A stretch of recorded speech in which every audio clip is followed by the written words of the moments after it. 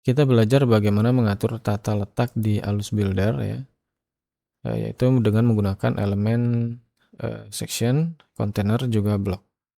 Jadi 3 elemen inilah yang kemudian membuat Alus Builder itu bisa memiliki tampilan yang unlimited atau endless possibilities-nya itu dengan kita mengoptimalkan 3 elemen ini. Ibaratnya dengan kita memahami cara kerja dari 3 elemen ini, itu kita sudah menguasai 70-80% Alus Builder lah ya. Nah, jadi ketika kita melihat ada website lain dengan tampilan yang sedemikian rupa, itu sangat mungkin untuk bisa kita duplikat bentukan tampilannya dengan menggunakan pondasi yang tepat dari 3 elemen ini, kira-kira gitu. Video ini akan agak panjang, jadi semoga bisa ditonton sampai tuntas supaya kita bisa betul-betul paham dari 3 elemen ini. Oke, yang pertama kita bahas dari bagaimana cara menggunakan yang tepat ya. Secara strukturnya itu seperti apa. Jadi secara struktur itu yang pertama atau yang di paling atas sebagai parent adalah section. Kemudian diikuti oleh container sebagai child dari section dan block ya itu di dalam atau child dari container. Jadi secara strukturnya harus seperti ini ya hierarkinya. Nah, apakah kemudian di dalam satu section itu bisa diisi lebih dari satu kontainer? Itu bisa, nggak ada masalah. Secara penerapan bahkan bisa dibalik ya. Jadi block, kemudian kontainer, section. Ini secara penerapan bisa, tapi secara kaidah ini nanti akan ada keterbatasan ya ketika kita urutannya seperti ini atau hierarkinya seperti ini. Begitu juga ketika kontainer yang di paling atas. Ini secara implementasi penerapan bisa-bisa aja, tapi nanti akan ada keterbatasan. Nah, yang benar adalah seperti ini ya. Adapun kemudian di dalam section itu terdiri dari beberapa kontainer, itu bisa ya, boleh. Nah, seperti ini misalkan. Kemudian di dalam satu kontainer terdiri dari banyak blok. Nah, itu bisa, nggak ada masalah. Jadi urutan seperti ini itu nggak ada masalah.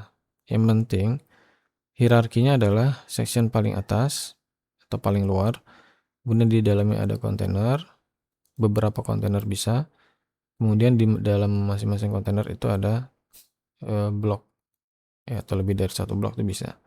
Nah, kemudian di dalamnya blok, nah ini boleh banyak blok lagi itu boleh. Misalkan ini di dalamnya, kemudian ini sejajar gitu ya, seperti ini, itu bisa. Jadi di dalamnya blok ada blok lagi, ada anaknya blok lagi, itu bisa. Nah, ini urutan semacam ini ini urutan yang sesuai ya secara kaidah. Baik, setelah kita memahami struktur hierarki yang benar ya, selanjutnya yang kedua adalah kita memahami masing-masing default ya, nilai defaultnya atau nilai bawaan ketika belum diberikan pengaturan apapun dari masing-masing 3 elemen ini ya.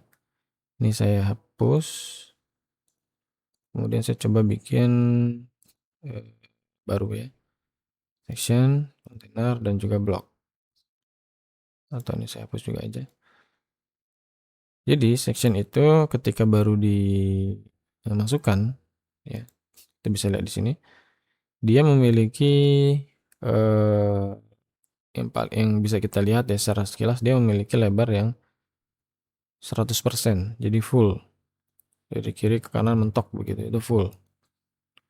Kalau ini nggak kelihatan ya, dia punya lebar yang full. Adapun kontainer itu dia secara umum lebarnya itu memang idealnya ada batasan.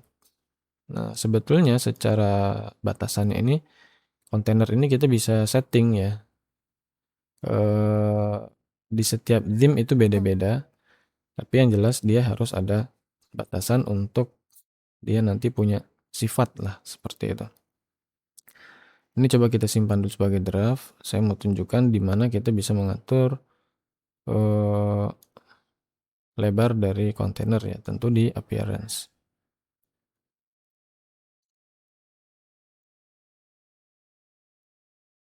Kemudian kita bisa setting atau custom ya.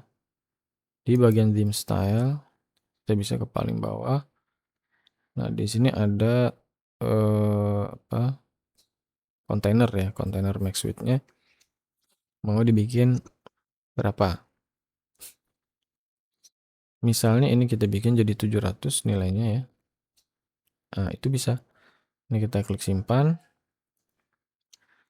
Nanti dia akan mengecil lebarnya.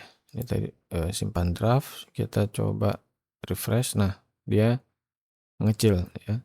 Lebarnya dia mengecil. Ya, kalau defaultnya itu untuk semua theme itu adalah tadi 110. Kalau ini kita kosongkan, itu nilainya 110.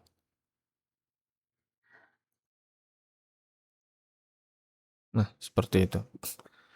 Kemudian untuk blok itu nilainya itu juga 100% ya.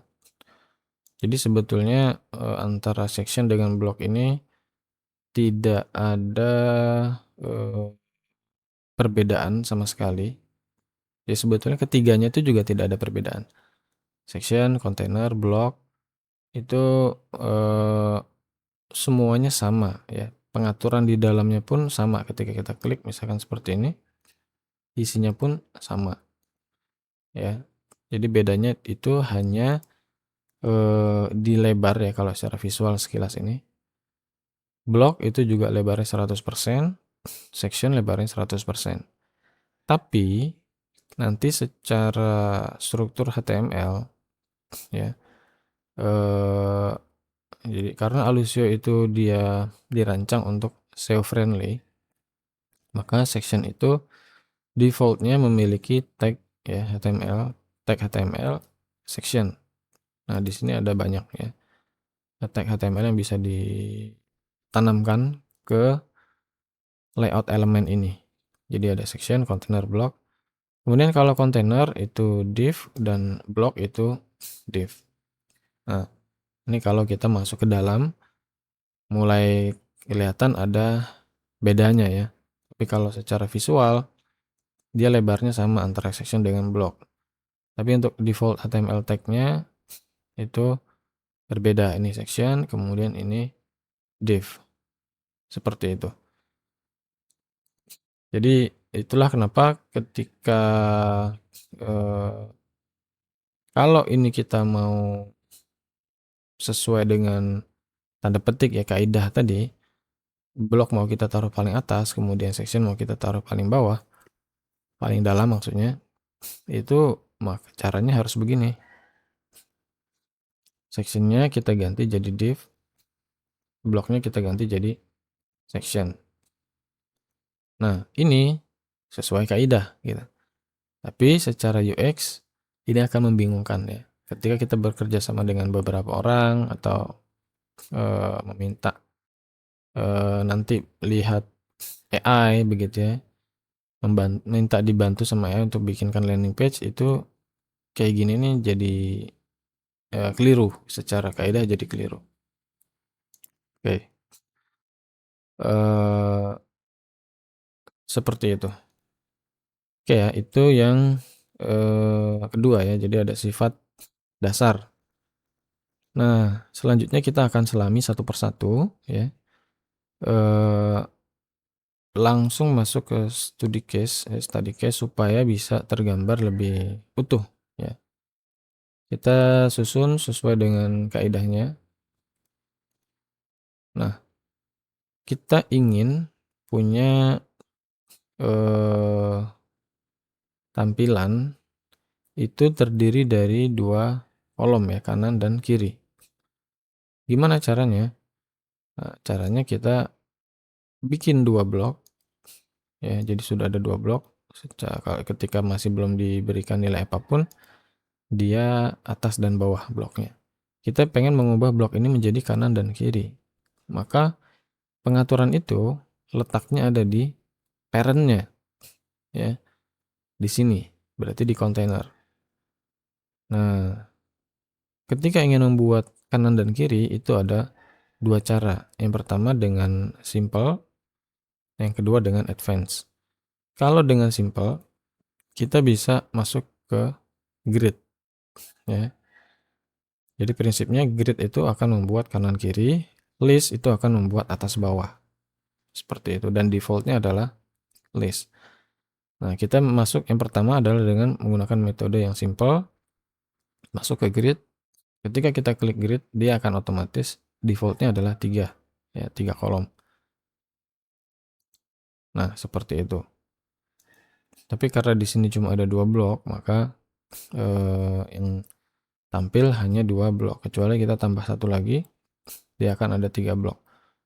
Ya, tadi kita idenya mau membuat 2 kolom, ya, kita tinggal pilih di mode simple layout grid itu kita berikan 4 opsi. Jadi mau 1 kolom, dia akan turun ke bawah. Mau 2 kolom, dia menjadi seperti itu, di mana kalau blok 3 akan otomatis turun ke bawah, ya. Kalau mau 3 kolom, akan jadi seperti ini. Nah, kita tadi mau 2 kolom, ya. Maka seperti ini. Ini metode yang simple. Ini saya hapus. Kalau di metode yang advance, memang ini sengaja kita bikin simple dan advance karena menurut kami nanti dalam banyak use case yang simple ini sudah bisa menyelesaikan banyak kebutuhan, ya, baik yang di layoutnya, baik yang di grid maupun yang di list. Nah, tapi nanti akan ada kebutuhan-kebutuhan yang memang advance. Advance ini menunya akan sangat banyak sekali kalau kita pilih advance, ya. Dia akan membawa nilai yang sudah kita kita berikan di simple. Nah, ketika kita masuk advance dan belum ada perubahan apapun di advance ini, kita bisa kembali lagi ke menu simple tanpa ada pemberitahuan peringatan. Beda ceritanya ketika misalnya di sini sebagai contoh kita masukkan ini, ya, ini kemudian ini. Nah, ketika mau balik ke simple akan ada peringatan. Jadi pengaturan advance akan hilang. Ya, lanjutkan. Pengaturan advance-nya yang tadi akan hilang. Seperti itu. Nah, balik lagi, kita mau membuat 2 kolom kanan dan kiri menggunakan advance, ya. Jadi caranya tentu kita harus kembalikan ke nilai default dulu. Jadi ingat, ya, nilai defaultnya adalah list, ya. Nilai defaultnya adalah list. Jadi setiap kita menggunakan alice builder ketika ada titik merah, itu artinya nilainya sudah tidak default lagi. Nah, misalnya kita ke angka 3, nilai default dari kolom grid itu adalah 3. Maka titik merahnya hilang. Red dots-nya itu hilang. Tapi kalau kita ganti nilainya bukan yang default, maka titik merahnya akan muncul dan bisa kita klik dan dia akan kembali ke nilai default, yaitu 3. Begitu pula dengan layout. Ketika kita reset value-nya, dia akan kembali ke list. Seperti itu. Kalau kita pilih grid dan di sini ada nilainya 2, kemudian kita pindah ke advance, maka ada beberapa yang sudah otomatis menjadi ada titik merahnya. Nah, di display. Kalau ini kita hilangkan, kita ke advance, displaynya bukan grid tetapi flex, ya. Ini bisa kita lihat bedanya. Nah, seperti itu. Kalau ini kita reset value, kemudian kita pindah ke simple, dia akan otomatis ke list. Jadi list ini adalah flex, ya, sebetulnya. Di bahasa teknisnya atau bahasa resmi official CSS-nya itu adalah flex. Oke, nah kita masuk ke advance, kemudian, di dalam advance itu ada 2 cara lagi. Ya, jadi sebetulnya ada 3 cara membuat supaya kanan kiri. Tadi cara pertama dengan simple, grid, pilih 2 begitu ya.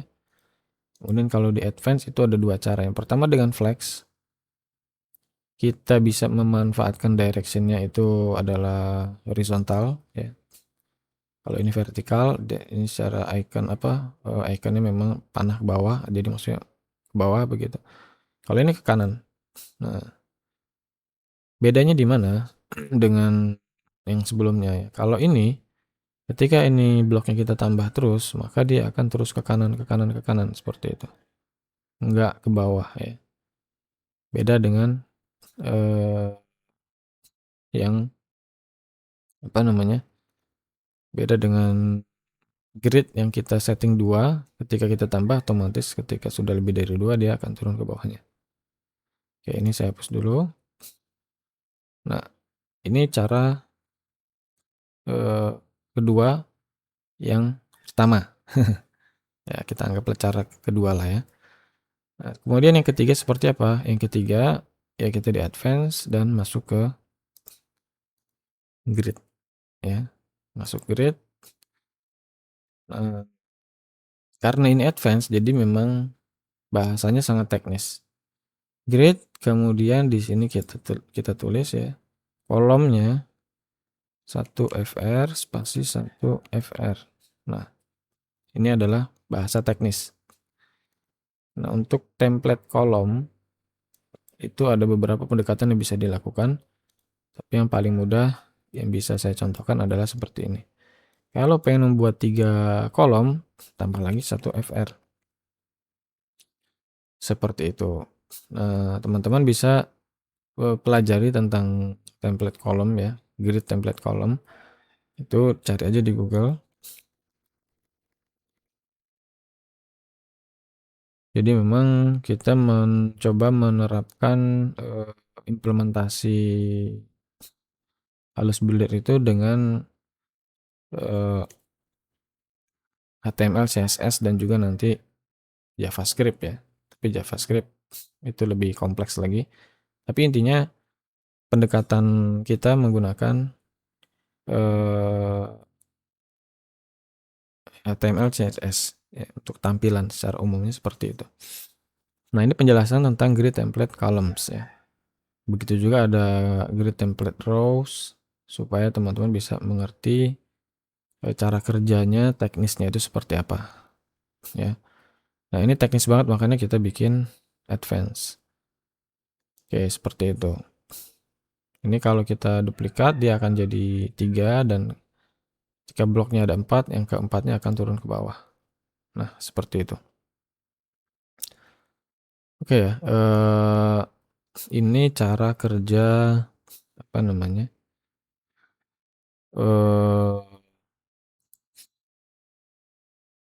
Cara kerja dari layout ya ketika kita ingin memiliki tampilan 2 kolom.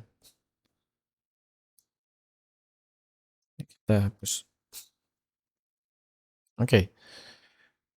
Nah, kemudian kita anggaplah mulai styling ya. Ini kita kasih blok yang pertama kita kasih background warna biru ya misalnya ya. Buat contoh aja ya. Kemudian blok yang kedua kita kasih warna kuning atau coklat lah ini apa nih warna apa? Oranye coklat ya. Kemudian bisa kita berikan jarak ya, gap di sini. Jarak misalnya 20 pixel. Nah, dia jaraknya itu berlaku untuk kanan kiri atas bawah ya. Tapi gap ini hanya berlaku untuk yang bersinggungan langsung. Itu makanya kenapa yang di sebelah sini, sebelah kanan dan kiri dari yang terluar itu tidak berdampak apapun. Dia akan tetap dia hanya bersinggungan langsung. Jadi ketika ini kita duplikat ya, Nah, dia sudah ada jarak 20. Begitu juga ketika seperti ini. Dia memberi jarak kepada elemen-elemen yang berada sebagai childnya atau anak-anaknya. Seperti itu. Sekian, sampai jumpa di video selanjutnya.